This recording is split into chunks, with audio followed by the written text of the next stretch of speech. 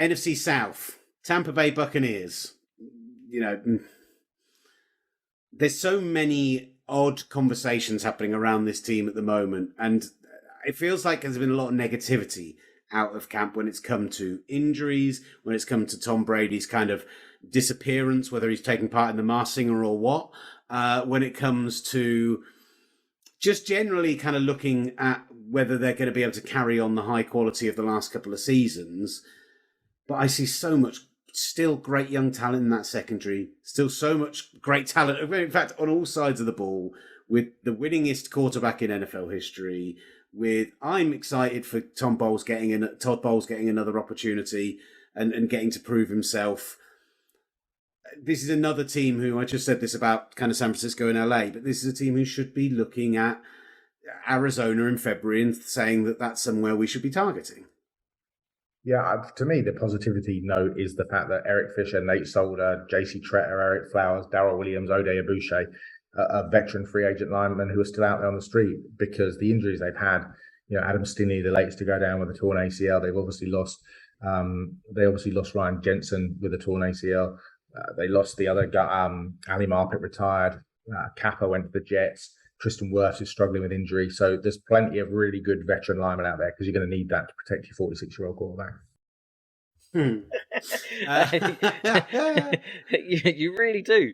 But they've managed to retain most of their skill position guys. And those are the guys that have done well over the last 2 or 3 years. So Mike Evans still being there is absolutely massive. And some of the...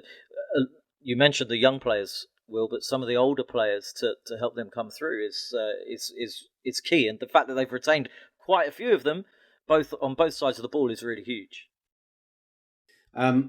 We said this on a previous podcast, but it's a real shame with Russell Gage being out as he is at the moment. I hope he comes back quick, because I fully expect him to be the third receiver there, if not the second receiver. I think he's great, and I don't understand why Julio Jones was even a particular consideration for them, but it's a very easily cuttable deal. If he turns out to be the Julio Jones not of last year, of anything like in we Atlanta. all know and don't love.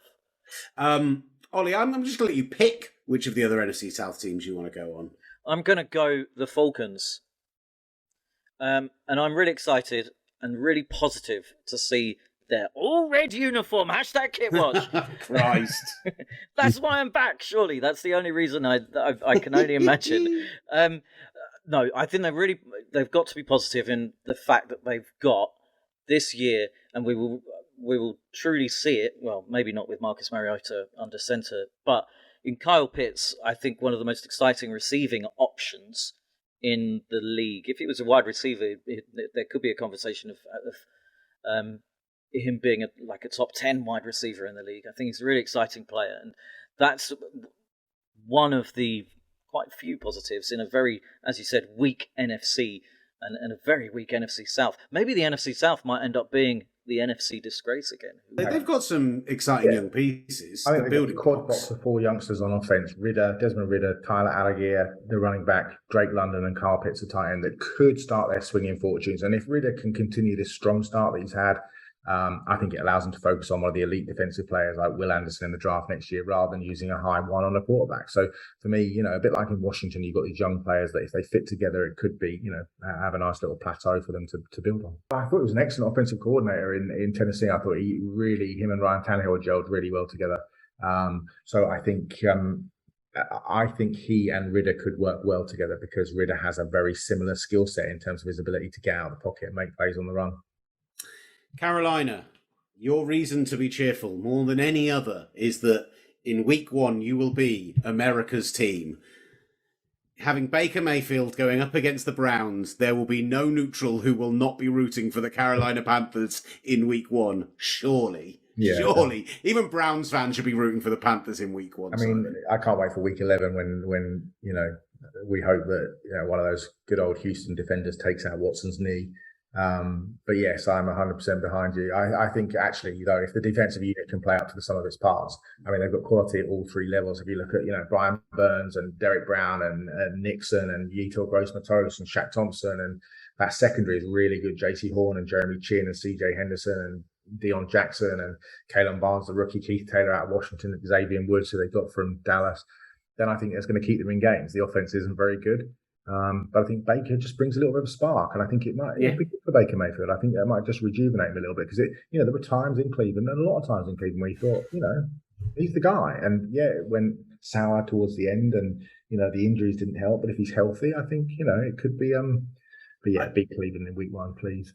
I've I've long held this that Baker Mayfield is a starting quarterback in the NFL, and I don't know why people have lost sight that he can be that at the right team. Whether Carolina's the right team or not, I don't know. But people treating him like he's a low-level backup and got a half-decent contract, so we don't want to sign him, seem bizarre. There are a lot of other teams, like Seattle, who could really have done with Baker Mayfield this offseason. It doesn't surprise me that he has waltzed over Sam Darnold in that camp. Big question mark is going to be just seeing what Matt Rule does this year and how long he's in town for. I could imagine it being a mid-season separation, potentially, if it doesn't go his way. So our final team is the New Orleans Saints. 9-8 last season. Dennis Allen's first year as coach, but he has retained a huge amount of the coaching staff there. If you ask in the building, with Tyrann Mathieu being added to the team, there's belief that defense can be absolutely at least a top 5 defense, if not the best in the NFL. And honestly, the offensive weapons, if Michael Thomas is healthy, if Alvin Kamara is healthy, and if Chris Olave is anywhere near as good as he could be, I think there's plenty of reason to be excited for the Saints, Simon. Yeah, I think you talked about young players on defense to me at all 3 levels. You look at Peyton Turner as a sidekick to Marcus Davenport. Turner, obviously the first round pick last year, had 1.5 sacks he needs to train on. Pete Werner, really underrated last year. I think had a really good rookie year. The sort of sidekick to Demario Davis. And then Paul Adebo, who's been the star of training camp, cornerback out of Stanford. He's really long. The sidekick to Marshawn Lattimore in a really good secondary, which will also have CJ Gardner-Johnson at the nickel, Tyrann Mathieu in the nickel, and also at safety, and then Marcus May, who was really good for the Jets. So, yeah, I think to me, it's young players on all 3 levels of the defense. Yeah, I utterly concur. They've also got a new black helmet, which looks incredible. So they're going to look even sleeker. One of the best uniforms in the NFL is going to get even better with a fresh new black helmet. But I think it's actually positive that they've got a new direction. Things can be stale if you're at somewhere for too long. I know that, having changed jobs recently. So when you've got new direction and a new focus, when you've got a new direction and a new focus, it always comes back to me. Don't you worry about that, Simon. That the New Orleans Saints have. Look, Sean Payton was brilliant for the organization and a brilliant coach, and he'll do well wherever he goes. But new life and a new direction could be really, really good for this New Orleans Saints team. Positivity. We did it, guys. It felt more negative than the AFC podcast. But it's fine. A far worse division. Yeah, it's a far worse conference. You're not wrong. Sorry, yeah. All the divisions are far worse. Hey, Ollie. Yes. I haven't said this for a while. Any final thoughts? Yeah, I find that, don't you think the Cleveland Browns, there was a guy, I played football yesterday, and a guy on our team went up for a header and he fell on his wrist and you could hear it break and he broke his wrist. And I just had to walk away because I'm really not good with these things.